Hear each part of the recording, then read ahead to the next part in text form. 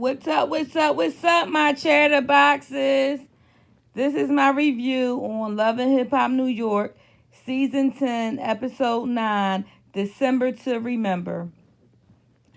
The show starts out with Erica. She's talking to Sin, Jonathan, and Yandy about, Tahiri storming out. Erica took responsibility for a lot of the tension that has been going on between Tahiri and Sin and Jonathan as well. So I think once everybody calm down, Erica is going to get them together so they can kind of talk it out. So now we have Chrissy and Olivia. It starts. We see Olivia pulls up. She haven't been in New York in over 5 years, and I think it's been like 7 years since her and Chrissy actually, have spoken.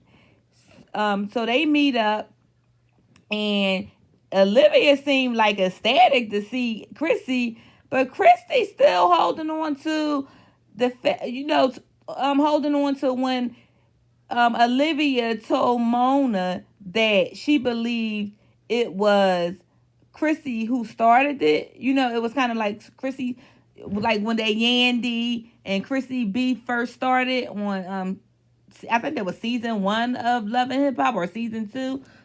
Season 1 of Love and Hip Hop. Yeah, so Chrissy's still holding on to that. Chrissy, you gotta let that shit go because you are starting. You my girl and all that. I like Chrissy, but you starting to look like Petty Betty. Like you gonna have to let that shit go. Like you and Olivia, y'all used to be cool. You didn't have no real beef. She could disagree with your actions. A friend, that's what friends do. You don't want a friend that kisses your ass. You want a friend that give you the real. If you can't be friends with people that tell you the truth, then you don't want real friends. You just want yes men. And I'm sorry. I wouldn't want to be your friend because I'm sorry, I can't be fake. I gotta let you know how the fuck I feel. And if you don't like it, screw you. So Olivia want to tell her that like the last 4 years, her she was helping her dad take care of her mother. And in that moment, Chrissy did feel sympathetic for her because I'm assuming she lost her mom too because she was talking from a place of knowing and not just being a sympathetic ear. So I really felt like they kind of connected over, both losing their mother. Normally people do connect over that. I still have my mom by, thank you. But a lot of people I know that have lost a parent, they connect over that. So that was a good, moment that those two shared. Olivia went on to tell Chrissy that Rich he did some slime ball, crap to her, and she can't forgive him. She was like, he cut her deep, with the disloyalty, and that do hurt when you put your trust into someone and you look at you look up to someone or you connect with someone and you embrace them as if they're family and then they cut you deep with some backstabbing, conniving crap. That shit not a good feeling. And so I understand her pain when she talk about that, and I'm curious as to see how this gonna play out when she actually talk to Rich. She goes on to tell Chrissy that she's going to meet up with Fresher, and she asked Chrissy if she knew who Fresher was, and Chrissy was like, "No, I don't, not off the top of my head. No, I don't know him." But actually, Jim did do a song with him, so Olivia is going to meet up with him to possibly do the song with him. So we'll see how this turn out. Now we have Yandy. She's on the phone with Mendices, and she's telling him how she wish he would be, was home, and she really need him. And he was telling her that his paperwork is being held up. He should have heard something a month ago. And I don't know if you guys recall when Yandy, it was floating around social media like couple months back, and where they was protesting that federal prison holding center for the federal prisoners in Brooklyn. They were protesting because they had like inhumane living conditions for the prisoners there, and Yandy actually got maced. So she's thinking that they may possibly be treating Mendici unfair due to all the protesting she's doing for criminal reform. So she's a little hesitant about moving in those kind of ways for right now until he get out, because she met up with her friend Jamila T. Davis, and I don't know if you guys know much about her, but I came across her on social media when she was still incarcerated. She was incarcerated for white collar crimes. She was stealing actually from the bank, and she has changed her life around since then. And they be hustling, and they really fight for justice for the inmates. And it's like Jamila T. Davis, she's doing it from the heart, because she was in those. She actually did, I think, 10 years in prison. So it's like something that's near and dear to her heart. And now Nancy, she brought Yandy into the folds of that. So we see her and Yandy talking, because she wants Yandy to come with her down to Mississippi to help protest. It's a prison down there where I think like 6 inmates had passed away. Yandy spoke about it has been feces on like the food trays, like soil, running water, like coming out like the floors and everything. Like, if you, like she said, the treatment there, you wouldn't want that on your worst enemy, basically. So it's like I can't even fathom that this shit goes on, and no, and it's okay. Like, people working there find it okay, because I wouldn't even want to work in a place like that. You know what I'm saying? It's okay, y'all treating these prisoners like that, but y'all got to be there for 8 hours or 16 hours, or whatever you do, double shifts or anything. Who the hell want to work in conditions like that as well? Like, this shit is crazy. So at first, Yandy was hesitant about it, but she said, listen, I wouldn't want that to be, I wouldn't want my family member to be there and someone that had a voice didn't do nothing. So she said she was all in. But we later find out that Jamila T. Davis, since, like I said, she did 10 years in prison, she wasn't able to be granted travel to go there.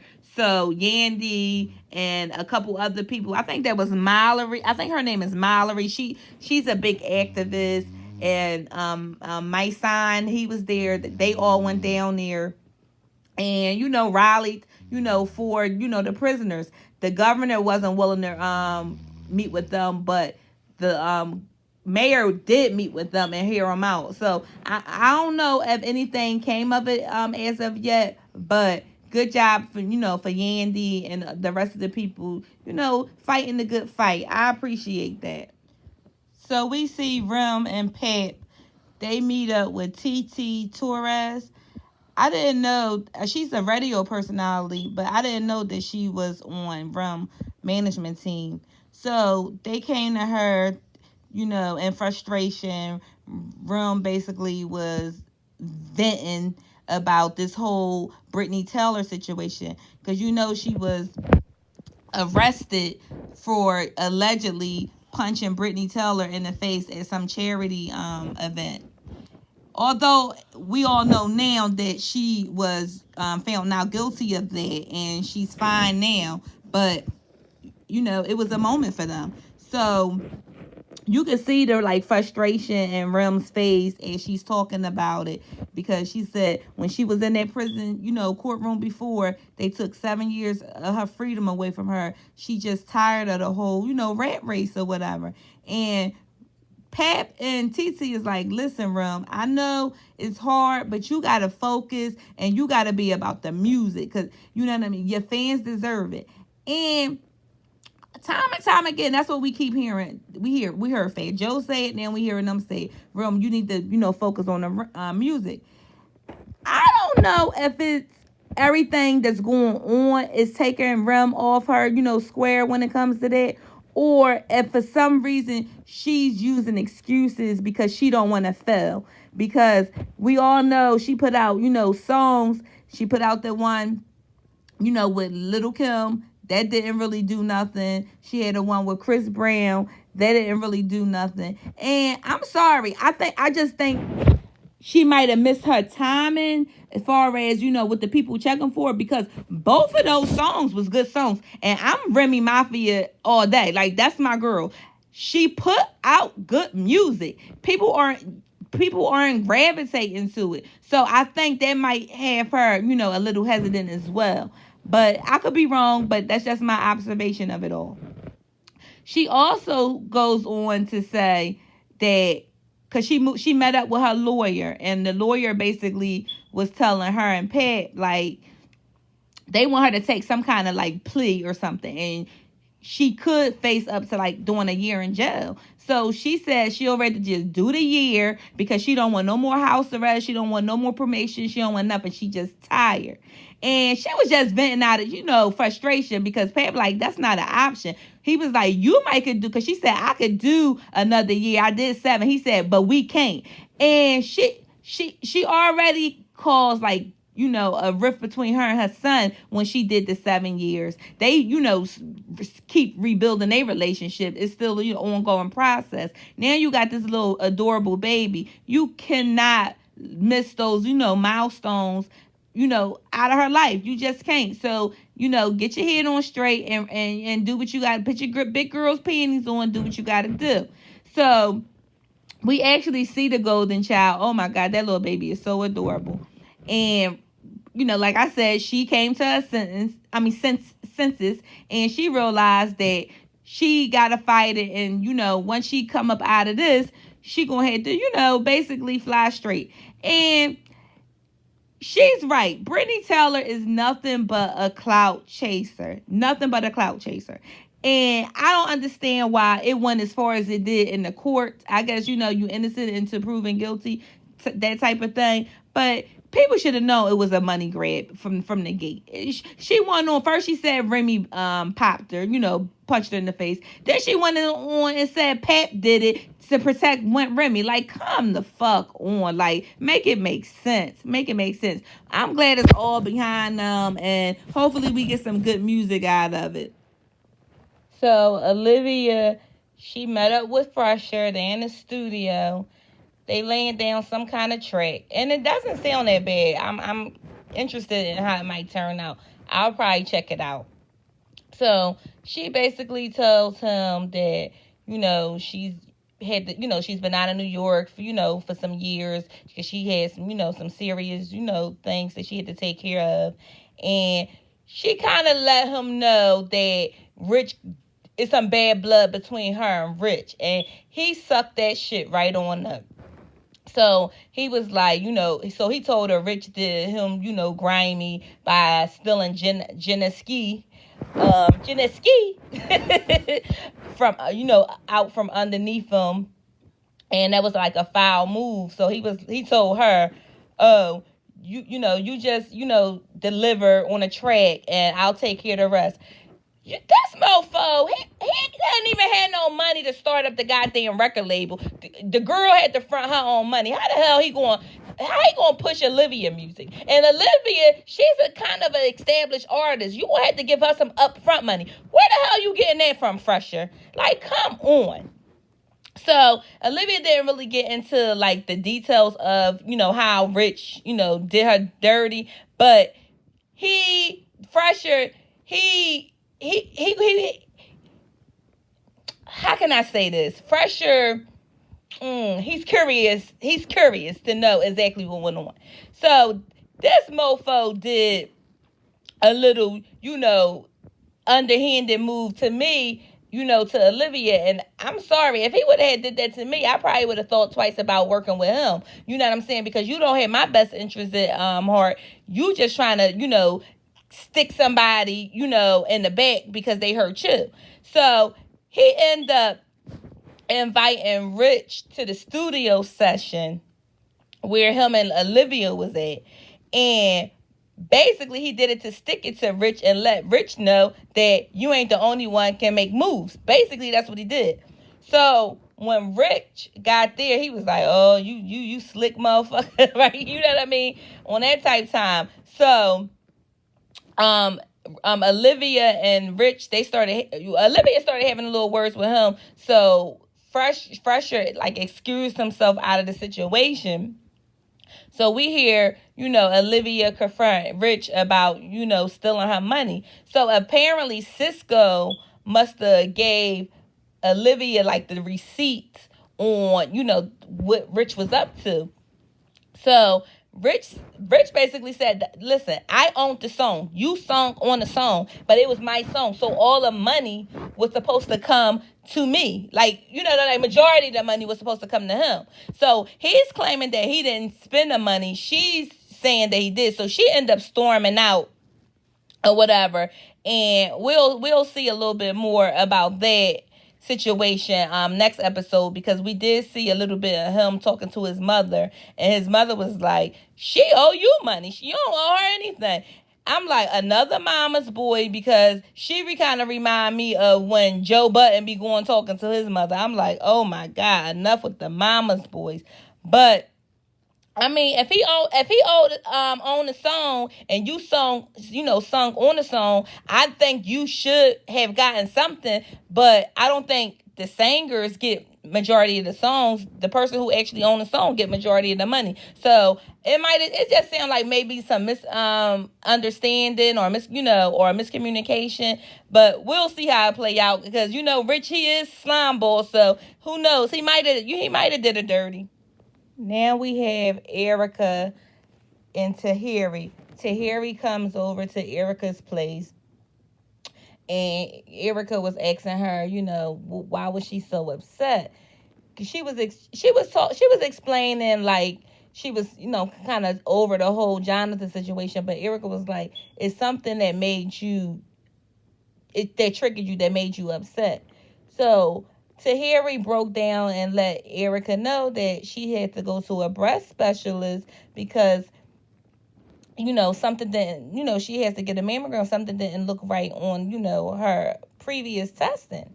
So, she started breaking down crying, and Erica agreed to go on to the doctor with her. And I felt for Tahiri in that moment, because she expressed that she's not in a good space with her family at the moment, and right now Erica is really all she has. And people can say what they want to say about Erica, because Erica do a lot of messy stuff. But in this situation, she showed her human side, and she is really there for Tahiri, and I commend her for that. That is such a hard thing for a person to go through. I lost a family member that I love very deeply to breast cancer, so I know how bad that situation can be, and I know how important it is for Tahiri to have, Erica's support in that moment. So, they eventually go to the doctor's office to get the testing. So when they did the mammogram, the doctor said that they still seen something on the mammogram, so they wanted to do a biopsy. So it was going to take around about 20 minutes, for them to get the results, from the biopsy. So, you could see, the worry in Tahiri, face as she's waiting on these results.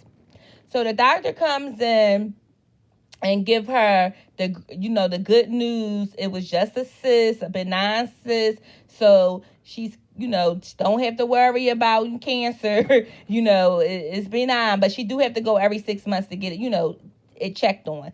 So I was so happy for her in that moment, because I'm like, whoo, what a relief.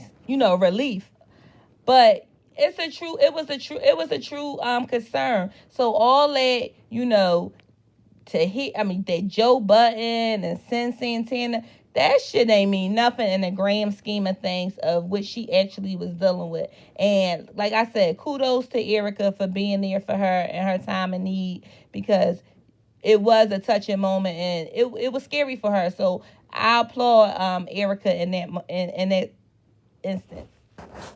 That's pretty much all I have on this episode of Love and Hip Hop. It wasn't that interesting. It seemed to be like a filler episode. It really didn't give me life or anything like that. But I gave it to you guys anyway. So if you guys like the content, please feel free to like, comment, and subscribe, and holla at your girl. Bye.